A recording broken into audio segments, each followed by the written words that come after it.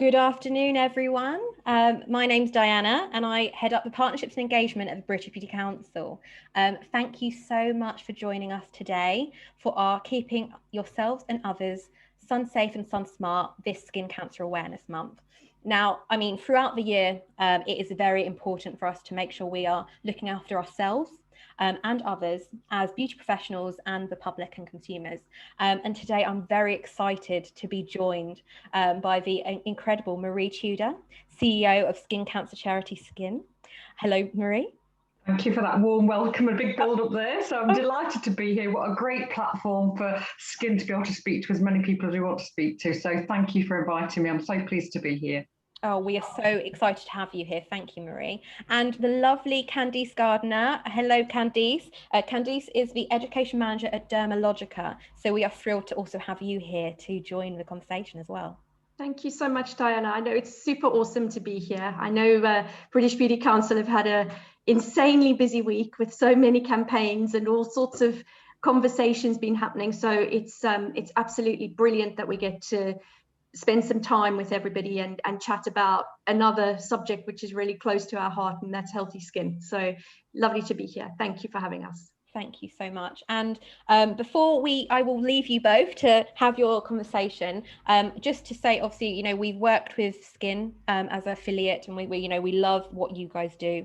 And Dermalogica has come on board recently as a patron of British Council, which is fantastic as well. So I think that's lovely, and I'm really excited to hear a bit more about your partnership that you both have together very soon as well. So if you have any questions for Candice and Marie, please add them into the chat within Facebook, and they will try to get to them at the end of the discussion. If they are unable to answer, they will make sure, we'll put in an email address that you can send any queries to, and we'll try to come back to you on that. But without further ado, I'm going to hand over to both of you to start the conversation. Enjoy.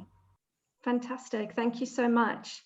Marie, it's so brilliant that we get to have this conversation about sunscreens, SPF, looking after skin, because I know from certainly Skin's perspective, this is such an important topic, and your whole charity centers around safe sun exposure. And I know from Dermalogica's perspective, it's definitely healthy skin, and using SPFs daily and regularly is something that we're absolutely passionate about. And I'm super excited that we're getting to work together, and we're actually announcing an official partnership between Dermalogica and Skin. So I'm so delighted that we can be working with you. And I know today we wanted to talk a little bit about these topics of sun safety, but also about the importance of education, and whether that's education for us on a very personal level as individuals, and what we're doing when we're out and about enjoying the glorious sun. We don't get it that much in the UK. It feels like it's a short burst, but that too has its dangers. And we also want to talk about the importance of education for professionals. So I guess I wanted to sort of kick off the conversation really just talking a little bit more about the importance of campaigns like Sun Awareness Month for charities like Skin, and why you think it is still important, because sunscreens have been around a while. People do talk about sunscreens. Do you feel like it's still a real issue, that people are not taking the right precautions? Well, let me jump in straight there with answering that question. First of all, we're delighted to be partnering with Dermalogica. We're hugely proud of this and so grateful for the support. This is exactly the type of relationship we need to amplify our message to get to as many people as we can. We've had a really, really busy month. May is Skin Cancer Awareness Month, but this is a campaign that we've been running for probably about 5 years now. And it's a huge challenge on a grassroots charity to deliver such a national campaign. We've had, print media, we've been in ITV News, all the partners within the industry, Babtac, Habia, National Hair and Beauty Federation, Federation of Holistic Therapists, everybody has shared in our campaign, which is absolutely delightful to see. We we wish we could do this 12 months of the year in terms of a campaign, but we kick it off in May every year because it's when the weather starts to change and everybody starts to think about it. So for us, May is that perfect timing. However, Skin still do this 12 months of the year. And as far as education goes, yes, if I can share with you probably some statistics about the background to it, we have a major problem in the UK with skin cancer. People tend to hear of the profile of the big 5 cancers, the breast, the bowel, the cervical, the prostate cancers, but skin cancer never makes the profile. Now, melanoma people may have heard of.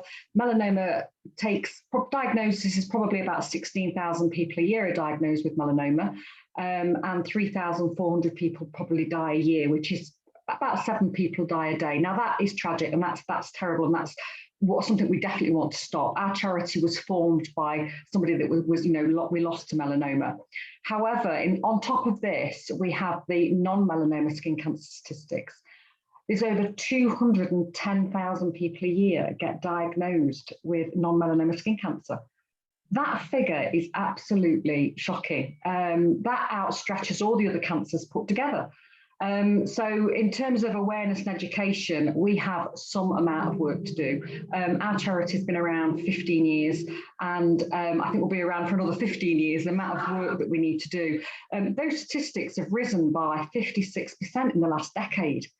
So to a degree, it's going in the wrong direction. Something is going wrong with our education. And Skin have lobbied for a national awareness campaign with Public Health England and the government, and it's never quite made the grade because it's always about that melanoma is the most serious in terms of a deadly disease. But what about this money being spent on non-melanoma skin cancers, which is costing the NHS an extortionate amount to treat people? So yes, we have some amount of work to do, and the education is not there, and that's why Skin has dedicated them to education. And I believe that working with the beauty industry is going to be the solution to combating this head on. I think it's so powerful when you start to talk those statistics, and I think there are so many myths, aren't there? I still hear people, saying that oh, they're going to go and get themselves a base tan on a sunbed, and you're like, oh my gosh, how far away is the sun? But you're prepared to lie on a UV beam. There's also concerns with going on holiday for 2 weeks a year and literally roasting yourself, and actually the impact of that intensive exposure in a very short space of time has enormous consequences. And you're absolutely right. I think certainly from our perspective, we're huge advocates of everyday sunscreen and making it a lifestyle habit, because then I think when you are out and about and exposed, and even if it's inadvertent, you have that protection in place. And I think probably as well, because the UK's sort of UV ratings are not necessarily very high all year round.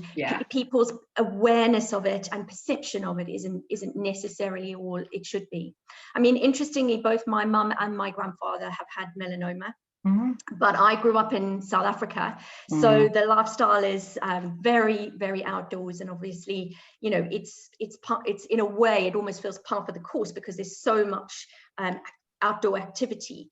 But interestingly, my sister, who's also a skin therapist, spotted the lesion on my mum's leg, and we had it dealt with, and everything was fine. She didn't have to have any further treatment. It was really early recognition of it. My grandfather, unfortunately, it wasn't such a positive situation. But in the end, I think it sort of circles us back to how important it is that people understand what they should be doing with sunscreens, and let alone the issues around getting out and about and making sure that you're protected. There's also a lot of scaremongering about SPF, and I'm not sure what your views are on that side of things, of people's fear of sometimes using sunscreens. Yeah, there's lots of challenges to our messaging, and that's why the work of the charity is not easy, in terms of telling people to be sun safe. We all enjoy the sun and we want people to be out in the sun. And we don't want to be scaremongers. We don't want to say to people, don't go in the sun. It's really important that people get those vitamin D levels right, but we want them to enjoy it safely. And that's the big difference. And we have a problem with this SPF. It's all about the one level of protection in terms of let's just go out and use sun cream. The charity really advocates that it's about the other protection measures, and some of these relate to behaviour as well. So we have our own 5 S's of sun safety, which in the 1970s, Australia had they've still got a massive problem with skin cancer statistics, and they developed the slip slop slap, which is something that we use, a slip slop slap. We've taken that, we took our expert advice from that 15 years ago, and we've added to that slide and shade, which means slide on sunglasses and take seat shade where possible. But still, those messages are about behavioural change, like the aspect of using sun protection before going out. How many people do you see putting sun cream on the beach? Because they don't think to apply it before. So all of these kind of barriers of education, it's sometimes quite basic and simple things, but a lot of it is to do with our behaviour, of how we think about things, how we plan ahead, whether we check the UV, getting people into using SPF as daily part of a routine as cleaning your teeth. So yeah, those behavioural issues are something we're trying to address. And that's why we're working with primary schools, because we know this is a mass campaign to everybody. And when you're trying to evoke behaviour change, it's not going to sometimes work with a mass audience. So what we try to do is work with children and educate them to these aspects of adopting healthy lifestyle choices. And that's where we think that, skin will be around for another 30 or 40 years until we get this totally right. While ever them statistics keep growing, we have got our work cut out. And I think the route to solving this problem is definitely the beauty industry. I can't stress enough and emphasize how powerful their role is in helping this situation.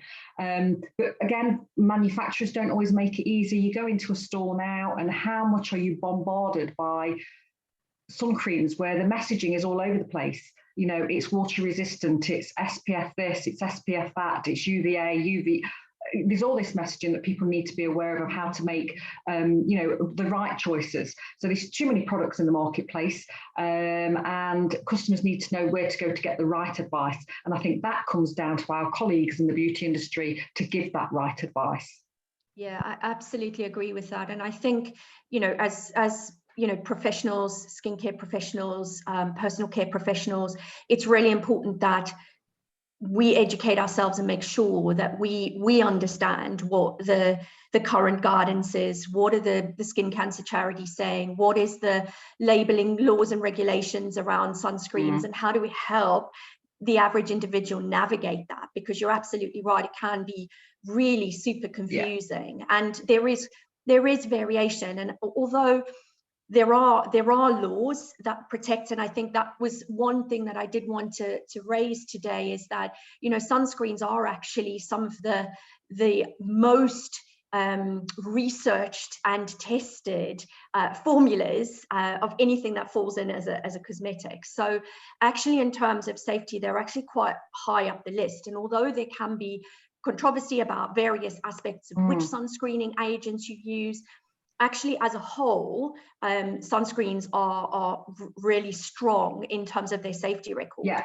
And actually, we have decades of really strong research and evidence of the positive benefit that SPFs have had in inhibiting skin cancer and damage to the skin. So it is a responsibility from a professional point of view that we're educating ourselves effectively and making sure that we understand the impact of poor sun behaviors, but then we know what are the positive sun behaviors that we should be recommending to our clients, and what should we be suggesting in terms of applications for SPF. I mean, so from Skin's point of view, what is your sort of top line recommendation in terms of SPF application? We say a broad sun cream, so something that's got UVA and UVB protection, and we say an SPF 30. The reason we say an SPF 30 is that it's clinically proven. We've got loads of scientific reports and published papers that we don't apply it properly. So if you're using a 25 or a 15 and you're not applying it properly, you're reducing your level of protection. So really 30 is what we advocate for. And I think really it's nice to see that a lot of people are coming around to that. I think the NHS are also supporting that now. BAD, the British Association of Dermatologists, support an SPF 30.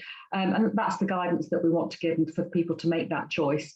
And people can make the right choices if they've got all the options and all the information and all the education.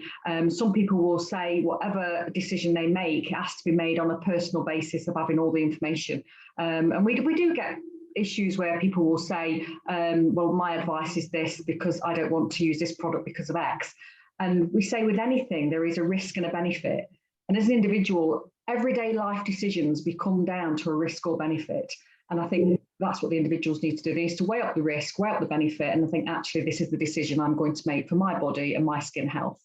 Definitely. And I think that's essentially the point, isn't it? I think ultimately we know that the data supports the reduction of risk. And so the small, tiny risk that you might have a safety issue with a product, actually that risk is completely disproportionate in terms of your risk of getting skin cancer if you don't protect your skin at all.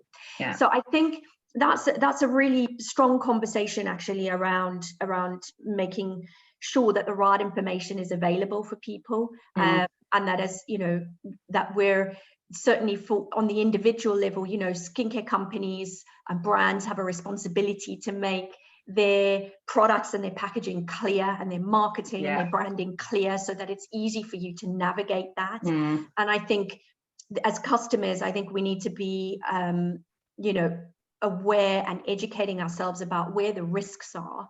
And I think what the statistics are, one severe sunburn as a child increases your skin cancer risk by about 50%.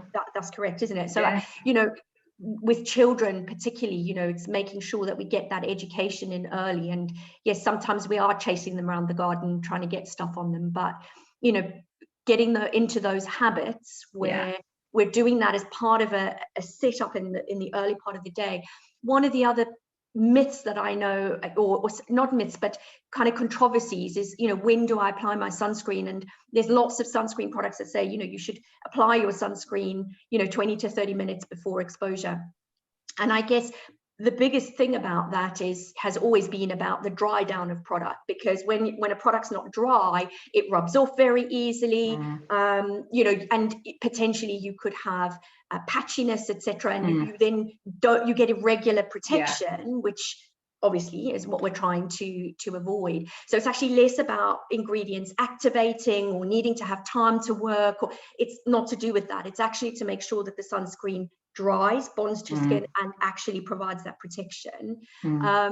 And then, it also means you're not out in the sun for 10, 15, 20, 30 minutes before you think, oh, should I put my sunscreen on? I think I should apply something, but actually you've already gained that negative exposure. So you're right, trying to kind of educate on those habits is really important. There was a report published, I think, by the British Association of Dermatologists fairly recently, that 70% of people didn't apply sun cream before going outdoors.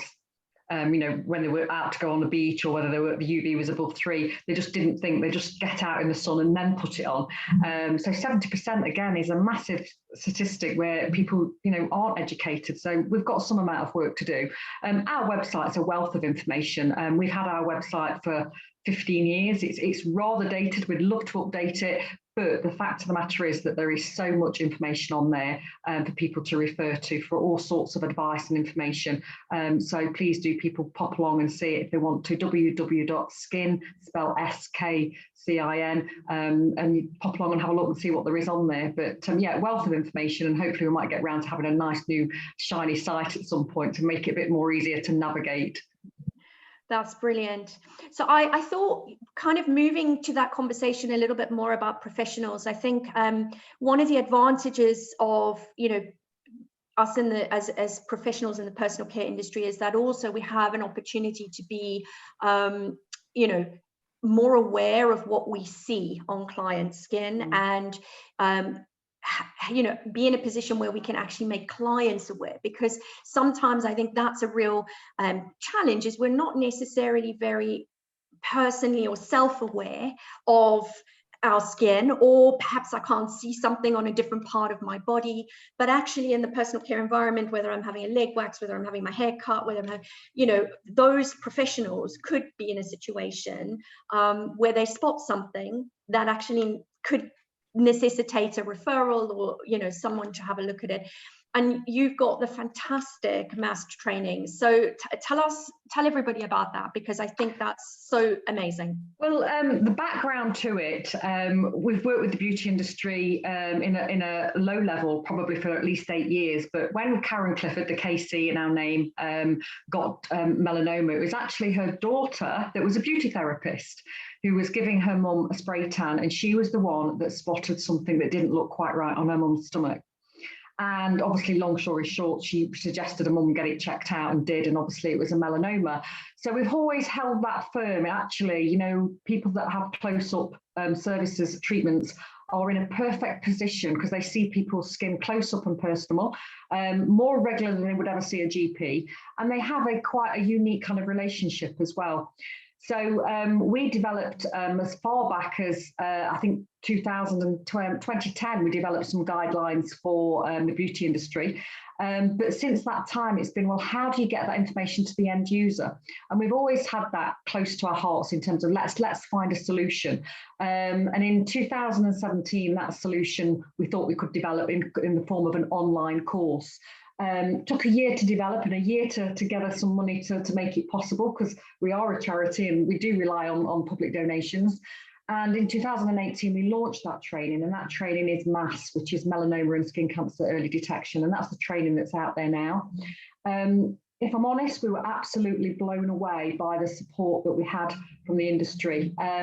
We had an initial target to train 1,000 people for our first year, and we did that in 4 weeks.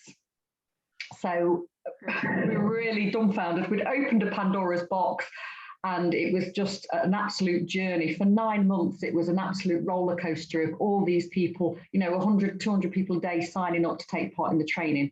The training was developed to help beauty professionals, whether they be hairdressers, barbers, facialists, whatever sector they come from, close-up services, to spot the signs and symptoms of what to look out for. And that's what we thought was the tool that people needed to know what to look out for. And I think this is why it's been so embraced by everybody, in terms of people didn't know themselves what to look out for. So they thought, actually, you know, I'll take this training, and they've come away and thought, God, that's amazing. I've learned so much. And then suddenly they thought, actually, I have a role now. I can educate all of my clients. And that is what I can't emphasize enough, that each and every one of you that's got clients, the role you have to play is absolutely huge. The greatest success story we had was, I think 3 months after we launched, we had an amazing story from someone that was a beauty therapist, a skin specialist, and she did our training. She put into practice what she'd been taught in the online training, and she'd only got 100 clients. So she put it into practice and thought, right, let's see what my clients look like here. And out of those clients, she had 8 that had suspicious lumps and bumps that she thought, I need these people to get these things checked out. She got those clients referred. Out of those 8, 5 were diagnosed of skin cancer and 3 were melanomas. Sure. Now, from a charity perspective and our work, that is truly, you know, that's what this charity was set up to do. It's inspirational to hear that kind of feedback. And since then, it's gone on to great success.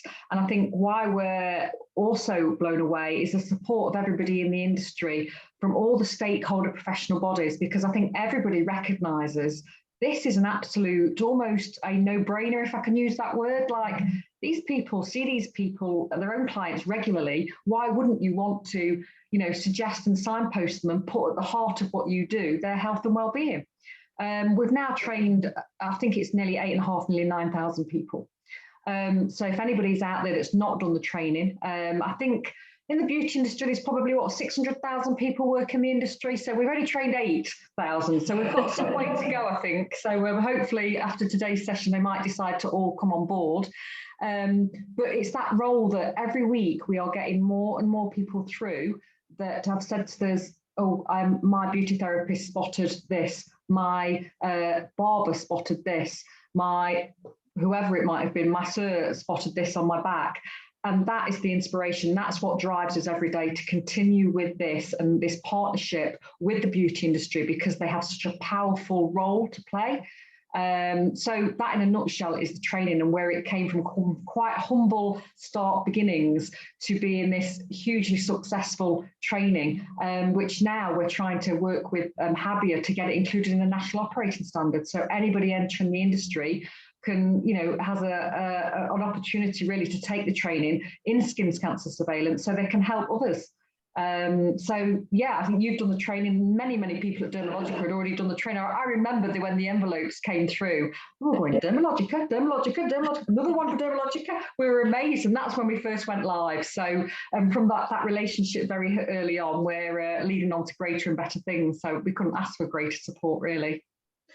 Yeah, well, the training is truly exceptional. It's exceptional, Maria, and I think it's it's testimony to the fact that so many people come away from it and have these amazing success stories.